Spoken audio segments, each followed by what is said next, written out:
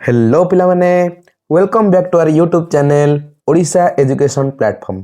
तो पिला माने आज मु तुम पाई नहीं के आसी हिंदी रो आउ गुटे नुआ चैप्टर जार नाम नीड का निर्माण।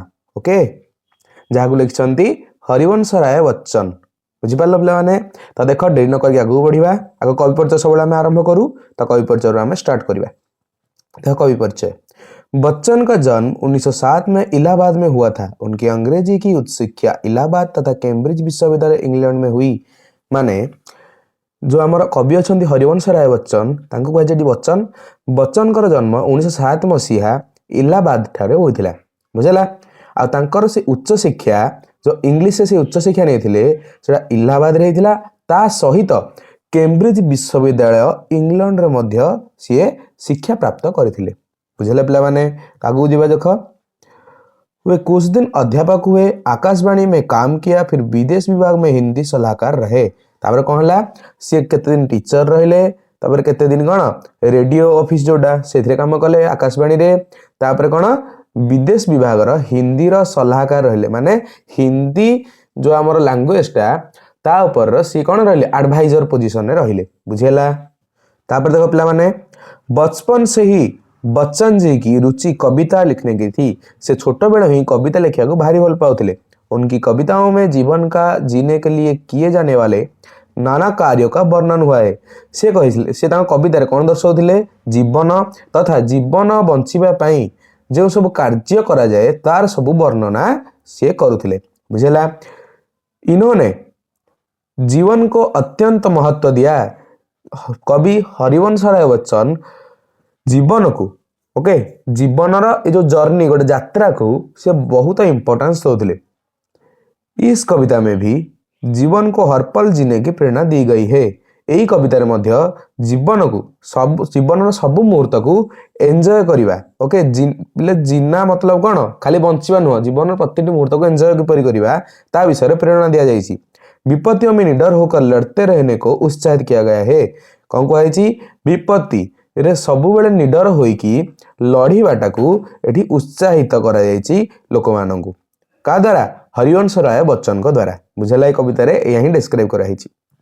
इनकी अनेक रचनाएं हैं जिनमें से दो चट्टानों के लिए उन्हें साहित्य अकादमी और से पुरस्कृत किया गया था। माने कौन तांकर बहुत सारा रचना अछि जहाँ मध्यरु दो चट्टानों के लिए हला दीटा पृष्ठ पाई ओके तांको साहित्य अकादमी जो अच्छी आमर से साहित्य अकादमी की तरफ रु कौन मिलथिला पुरस्कार मिलथिला। बुझेला। तापरे सन 1976 में उन्हें पद्म भूषण की उपाधि से भी सम्मानित किया गया। 1976 रे तांको पद्म भूषण रो उपाधि द्वारा मध्य सम्मानित करा जायथिला। बुझेला पिला माने कवि परिचय कंप्लीट हो गला। चलो दिबा कोन विषय ऊपर को। देखो पिला माने एटा कवितार कौन एक्सप्लेनेशन पार्टा। बुझेला। एटा हमें कविता पढ़िबा तापर कविता रे कौन कवि कहिसंती सेटा आसी एठी बुझिबा। बुझेला। एटा पर पार्टा। देखो पिला माने कविता रे कौन लिखा है जी जीवा आगु को नीड का निर्माण। ओके देखो नीड का निर्माण फिर नेह का हवन फिर वहां उठी आंधी की नभ में छा गया सहसा अंधेरा धूली धूसर बादलों ने भूमि को इस भांति घेरा। ओके नेक्स्ट देखो रात सा दिन हो गया फिर रात आई और काली लग रहा था अब न होगा इस निशा का फिर सवेरा रात के उत्पात भय से भीत जन जन भीत कण कण। ओके नेक्स्ट देखो किंतु प्राची से उषा की मोहिनी मुस्कान फिर नीड का निर्माण फिर नेह का आह्वान फिर वह चले झोंके की कांपे वह चले झोंके की कांपे भीम कायावान भूधर जड़ समेत उखड़ पुखड़ कर गिर पड़े टूटे बिटवर हला। देन हाय तिनको से विनिर्मित घोंसलों पर क्यों न बीती क्या न बीती डगमगाए जब की कंकड़ ईट पत्थर के महल घर। ओके चलो नेक्स्ट जीवा। बोल आशा के विहंगम किस जगह पर तू छिपा था जो गगन पर चढ़ उठाता गर्व से नीच बख्य फिर नीड का निर्माण फिर नेह का आह्वान फिर तीन टा पारा गला। नेक्स्ट देख एकाठी पढ़ दो सब। क्रुद्ध नभ के वज्रदंतो मैं उसाहे मुस्कुराती, घोर गर्जन भय गगन के कंठ से खग पंक्ति गाती, एक चिड़िया चोंच में तिनका लिए जो जा रही है, वह सहज में ही पवन ऊंचा को नीचा दिखाती। ओके बुझेला पिला माने। तापरे एठी हमर कौन लास्ट पारा आसीगला। देखो नाश के दुख से कभी देवता नहीं निर्माण का सुख, दबता नहीं निर्माण का सुख, प्रलय की निस्तब्धता से सृष्टि का नवगान फिर नीड का निर्माण फिर नेह का आह्वान फिर एठी हमर कविता एंड हो गला। चलो एटा को बुझीबा। ओके एटा तो सरल हिंदी भाया देखा जाउनी, तो एटा को हमको टिके बुझीबा को पड़िबो। ओके बड़ कविता अछि तेणु एकाठी पढ़े देली। एटा हमर पिले बुझीबो पार्ट एटू स्टार्ट हो गला। ओके देखो देखा जाता है कि चिड़िया अपने नीड या घोंसले को बार बार बनाती है। यह देखा जाए जे मनकर आम गोटे चिड़िया बा पक्षीर गोटे उदाहरण ना, मनकर बाई चढ़ेई उदाहरण देली। बाई चढ़ेई कौन करे ता बसाटा को बारंबार तैयारी करे, बारंबार भांगिला पर भी बारंबार तैयारी करे, बुझला। तापर एटी कहैछि ऐसे मनुष्य भी नए नए घरों का निर्माण बराबर करते रहते हैं। सेही भली मनुष्य मान मध्य से पक्षी मानक भलिया निज घरर कौन बारंबार मरामती बा निर्माण करी थांती, बुझला। तापरे रहने के लिए वे उनको बनाते हैं क्योंकि उनमें अपने बच्चों और परिवार के दूसरे लोगों के प्रति स्नेह भाव होता है। सीए सेठी रहिबा पई सेही जिंस गुडा को घर गुडा को बनाती, कारण से निज पिला छुआ और परिवार को बहुत भल पाती। ओके नेक्स्ट, प्राणी की यह जीने की इच्छा अदम्य है, इसलिए नीड या घर बार बार टूटने पर भी पक्षी और नर नारी उसे बनाते रहते हैं। ये जो प्राणी जगत रहा जो थे पक्षी और मनुष्य दी जन जाक रहिले। ओके यही प्राणी जगत रे कौन आमर ए जीवार इच्छाटा गोटे कौन अदम्य अटे, बुझेला। तेणु नीड माने घोसला, ओके बणिचर बसा आउ घर, बुझेला, दीटा जाक बारंबार भांगिला पर भी पक्षी आउ नर नारी माने मानव प्रजाति सबू कौन ताकू आउ थे बनैबा को पछांती नाही, बुझेला पिला माने। नेक्स्ट, छोटे लोगों का जीवन छोटे चिड़ियों का नीड आंधी तूफान में अंधेरे में धूल की आंधी में घिर जाता है। हला छोट लोकों जीवन, ओके जो छोट लोकों जीवन छोट छोट जो चिड़िया बा पक्षी मानकर कौन घोसला बा कौन से छोट पक्षी माने तांकर से जो सब बसा थाए, एई बसा गुड़िक कौन हुए आंधी तूफान अंधेरा आउ धूल की आंधी में घिर जाता है। माने एई चढ़ई बसा आउ सब घर द्वार कौन हुए से सब आंधी झड़ तूफान रे आउ अंधारे रे सब कौन सेटा घेरी ही जाए, बुझेला पिला माने। तापरे अर्थात पृथ्वी पर बार बार विपत्तियां आती है, कभी विपत्ति भयानक होती है तो दिन में रात सा अंधेरा हो जाता है। कौन कवि कहले एठी कि पृथ्वी रे बारंबार विपत्ति आसे हैला आ विपत्ति गुड़िक एते भयानक थर थर हो जाए जे दिनर से उज्जवल सूर्य किरण मध्य राति भलिया अंधेरा हो जाए, हैला अंधार हो जाए, जानि पारलो। नेक्स्ट, रात भी घन अंधकार में डूब जाती है, आ राति तो अंधकार ही आ सीए भी अंधकार रे पूरा बुड़ी जाए। ओके पूरा घन रात्रि, जानि पारलो। लगता है कि क्या सवेरा नहीं होगा, सबके सब भीतस्त्र हो जाते हैं। माने कौन एमिते लगे कि कौन काली कौन सूर्य उइबेनी कि काली सकाळ हबनी, जहा फल रे कि लोक माने कौन हो जाती इतस्तत हो जाती, बुझला। देन एतिकी एही भय भितरे कौन हुए पूर्व दिगरु कौन हस्ती हुई उषारानी माने सकाळर सूर्यंक से किरण कोमल किरण हसी हसी हमको स्वागत जनाए। भयंकर दुख से सुख की यह किरण नए जीवन के लिए प्रेरणा देती है। से भयंकर दुखरु ए सुख रूपी किरण आम गोटे नुआ जीवन कौन प्रेरणा दिए, बुझेला। यह स्नेह और प्रेम का आह्वान है, यही आह्वान स्नेह और प्रेमर प्रतीक अटे। जब बड़े तूफान से पृथ्वी कांप, कौन देश पर देखो पिला माने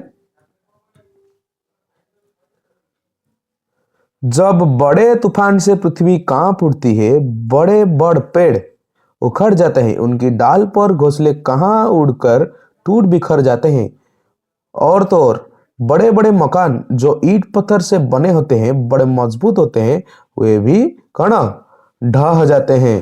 बुझेला पिलाने एठी कौन कहला कि जेते बेले हमर बड़ बड़ तूफान देखा जाए कोठी पृथ्वी रे, सेते बेले बड़ बड़ घर, बड़ बड़ हमर कण गछपत्र आउ कण तांको डाଳରେ ଥିବା कण जो सब पक्षी मानकर घोसला बा जोटा आम कौन कहते चढ़ई बसा सेटा सब भांगिकी पूरा चूना हो जाए। आ बाद मध्य जो सब बड़ बड़ इटा पत्थर रे तैयारी अट्टालिका मान सेटा सब कौन बहुत मजबूत जोड़ा सेटा सब कौन पूरा भग्न अवस्था को पड़े आसे। बुझेला। उस वक्त एक छोटी सी चिड़िया नए जीवन का आशा लेकर आसमान पर चढ़ जाती है। सही टाइम रे कौन हुए जो छोट पक्षी गुड़िक से कौन करती आकाश को उड़ी जाए नुआ जीवन परिकल्पना करती। बुझेला पिलाने।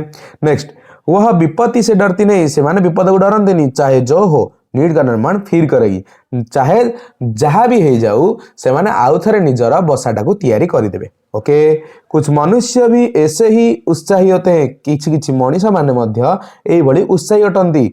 ओके, आकाश के बड़े बड़े भयानक दांतों तथा वज्रपात, आंधी, तूफान, घने बादल आदि से उषा मुस्कुराती है। आकाश रे जो बड़ बड़ जो दांत दांत गुड़ी कहीं कहै बोले दांत माने हला कौन डेविल टीथ माने कौन जोटा सब कहते असुर आटाक कला असुर मान बड़ बड़ दांत था, सेमती प्रकृतिर उग्र रूप को ये भयानक दांत बोली कहुई। बुझला। जेपरी कौन वज्रपात, आंधी आ तूफान, घने बादल इत्यादि कौन यह मध्य कौन उषा मुस्कुराती, उषा माने से आशार किरण। बुझला। तापरे जब बादल गरजते हैं तब चिड़िया चहचहाती भी है। जो बादल गर्जन मध्य करे से टाइम रे पक्षी माने मध्य कौन तांको चींची राब कहती, चींची राब करती। तेज हवा के भीतर चिड़िया चोंच में तिनका लेकर उड़ जाती है। यही बहुत सारा प्रखर पवन मध्य कौन से जो चिड़िया जो पक्षीटा ता निज चोंच चोंच माने पिले आगे जो थंट से थंटर से कौन करे गोटे गोटे छोट छोट जो छोट छोट काठी को तिनका कहती। ये काठी गुड़ाक नहीं निज बसा तैयारी कर दिए। वह 49 पवन बड़ी तेज हवा की भी परवाह नहीं करती। से भीतर से एते बड़ जड़ तूफान भी कौन परवाह करेनी, मान खातिर करेनी। बुझेला। नेक्स्ट, नाश से दुख तो होता है लेकिन उनको निर्माण या सृजन का सुख दबा देता है। माने कौन नाश जो जो जिन सब डिस्ट्रॉय हो गला, जो सब भांगी गला से दुख तो आसे, किंतु तांकर निर्माण बा सृजन बा आउ थे जोटा निर्माण करिया विनिर्माण करिया हला पुनः निर्माणटा कौन हुए से जो दुखटा को कौन दबेई दिए। बुझेला। नेक्स्ट, नीचा देखा देता है, से जो दुखटा को ये जो बनैबार आउ थे सुखटा कौन ताको नीचा देखाई दिए। प्रलय होता है, प्रलय हुए उनके उसके चारों ओर सन्नाटा छा जाता है। से चारी पटरे कौन हुए से निर्माण चारी पटरे कौन सन्नाटा माने पूरा सुनसान हो जाए, लेकिन फिर से नई सृष्टि के गीत भी बार बार गाए जाते हैं। किंतु एटा इतिहास कही जाइछि कि जेते थर आमे भांगी जीवा मनरु किंबा भांगी जाए आम धनरु, सेते बेले आमे निजर कळे बळे कौशले ताकू आउ थरे पुनः निर्माण करिबारे समर्थ होइछे, आ जोटा कि आम मन को शांति दिए आ नुआ सृष्टि रचना करे। बुझेला पिला माने। प्राणी मरता नहीं, बार बार जीता है।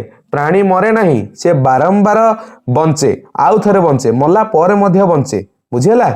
जो बारंबार ये जो विपर्जय आसिकी मनुष्य को मल्ला भली कष्ट दिए, से पुणी थरे ता मध्यरे जीवार सुख देखि पारे। इसे जीने का जीवन कहते हैं। यह को ही जीवन बंचिबार पंथा बोली कहा जाए। बुझेला पिला माने। तो जानि पारलो एठी हम स्टोरी ब्यूटीफुली एंड हो जाइछि। बुझेला। मु आशा करे तुमको नीड का निर्माण पूरा कंप्लीटली क्लियर हो जाइथिबो। बुझेला। यार प्रश्न उत्तर मु आ गोटे सेपरेट वीडियो करके आनिबी, जदि तुम माने कमेंट बॉक्स में मते जणाओ। ओके। आउ हाँ, आउ यार परवर्ती जो सब आमर रहिला आमर स्टोरीज रहिला ता पई तमे माने चैनल टी को सब्सक्राइब करिया पई जमार भूल नाही। ओके। आ जदि आज सेशन तुमको भल लागिची तो लाइक करिया को जमार भूल नाही। आउ तुम सांग साथी मान सहित शेयर करिया भी कौन निहाती आवश्यक।